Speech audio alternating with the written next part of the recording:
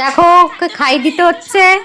আর বাড়িতে নিজে একা হাতে খায়, এখানে যেই এসছে এখন ও একা হাত দিয়ে আর খাবে না, ওকে এখন খাইয়ে দিতে হবে, চান করিয়ে দিতে হবে, সব কিছু করিয়ে দিতে হবে। একা হাতে খাবি না কেন? কেন খাবি না বল? বাড়িতে তো একা হাতে খাস, এখানে কেন খাবি না? দিদুনকে পেয়ে এখন খাইয়ে দিতে হচ্ছে। কি রান্না করেছো মা? এই তো উচ্ছে ভাজা দিয়ে ভাত খেলো, আর এই চিংড়ি মাছ বাটা আর মাছের রসা।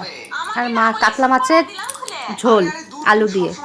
লেবু কাটা আছে তো, লেবু এনেছো?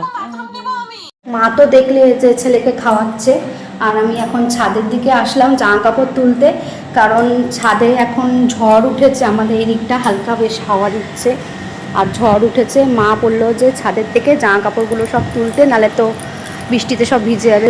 দেখো কি পরিমাণে মেঘ করেছে ওই দিকটা, দেখো জাস্ট তোমাদের দেখাই ওয়েদারটা, কি যে ভালো লাগে না আমার এই ওয়েদারটা, মানে তোমাদের বলে বোঝাতে পারবো না, এত ভালো লাগে। আমার বোনরা থাকলে বাড়িতে আরও বেশি ভালো লাগতো, যেহেতু মানে ওরা যদি থাকতো একসাথে, আর ওরা নেই, স্কুলে গেছে।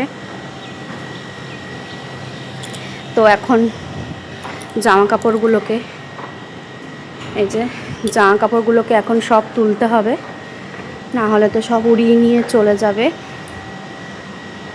দেখো আকাশটা জাস্ট কি দারুণ, কি দারুণ।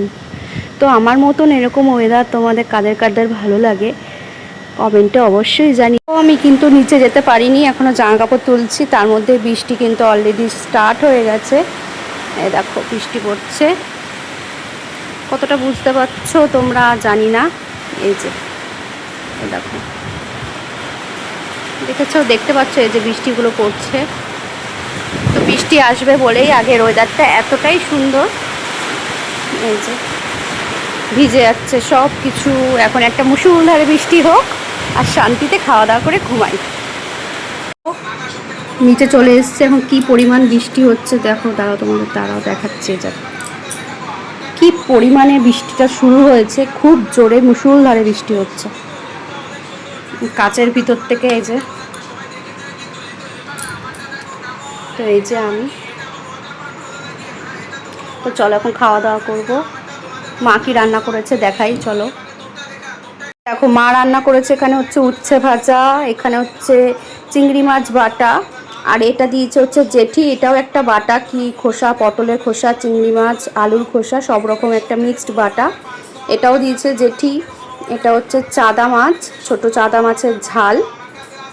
আর মা করেছে হচ্ছে এই যে কাতলা মাছ আলু দিয়ে ঝোল। তো মা এই করেছে, আর তার সাথে আছে হচ্ছে লেবু আর ভাত।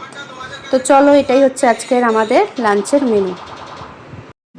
দুপুরে খাওয়া দাওয়া শেষে গেছিলাম সন্ধ্যাবেলায় জেঠির ঘরে, আর জেঠি এখানে যত রকমের বিস্কুট ছিল সব বার করে দিয়েছে আমাদের খাওয়ার জন্য।